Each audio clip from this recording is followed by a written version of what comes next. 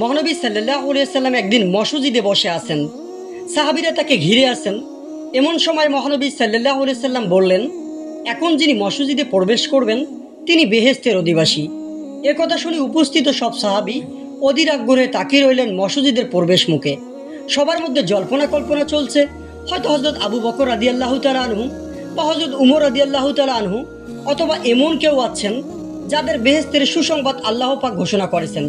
সবাইকে অবাক করে দিয়ে মসজিদে প্রবেশ করলেন একজন সাধারণ আনসার সাহাবী, এমনকি তার নাম পরিচয় পর্যন্ত জানা ছিল না অনেকের। এর পরের দিনও সাহাবীরা মসজিদে বসে আছেন নবীজিকে ঘিরে। নবীজি সাল্লাল্লাহু আলাইহি সাল্লাম আবার বললেন, এখন যিনি মসজিদে প্রবেশ করবেন তিনি বেহেশতের অধিবাসী। সেদিনও মসজিদে প্রবেশ করলেন সেই সাহাবী। তৃতীয় দিন নবীজি সাল্লাল্লাহু আলাইহি সাল্লাম সাহাবীদের লক্ষ্য করে আবার ঘোষণা দিলেন, এখন যিনি মসজিদে প্রবেশ করবেন তিনি বেহেশতের অধিবাসী। এমনকি সাহাবীরা দেখলেন সেই অতি সাধারণ সাহাবী মসজিদে প্রবেশ করলেন। পরপর 3 দিন এই ঘটনা ঘটার পর সাহাবীদের মনে কৌতূহল হলো সেই সাধারণ সাহাবী সম্পর্কে জানার জন্য। তিনি কেন আমাদের চেয়ে আলাদা তা জানতে হবে।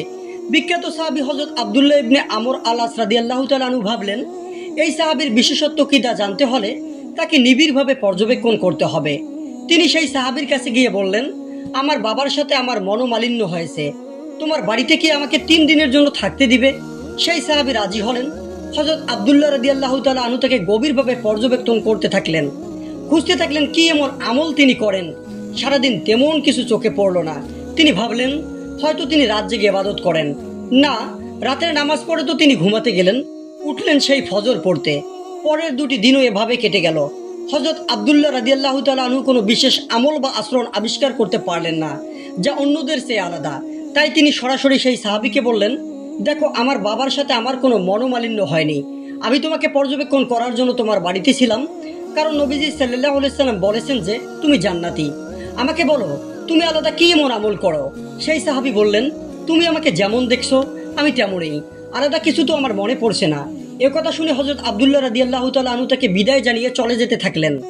এমন সময় সেই সাহাবী হযরত আব্দুল্লাহ রাদিয়াল্লাহু তাআলা আনহুকে ডেকে বললেন, আমার একটা অভ্যাসের কথা তোমায় বলা হয়নি। রোজ রাতে ঘুমাতে যাবার আগে আমি তাদেরকে ক্ষমা করে দেই যারা আমাকে কষ্ট দিয়েছে। যারা আমার প্রতি অন্যায় করেছে তাদের প্রতি কোনো ক্ষোভ আমার অন্তরে পুষে রাখি না। হযরত আব্দুল্লাহ রাদিয়াল্লাহু তাআলা আনহু এ কথা শুনে বললেন, এজন্যই তুমি আলাদা, এজন্যই তুমি জান্নাতি। রাসূল সাল্লাল্লাহু আলাইহি সাল্লাম বলেছেন, যে মানুষের প্রতি দয়া করে না আল্লাহ তার প্রতি দয়া করেন না।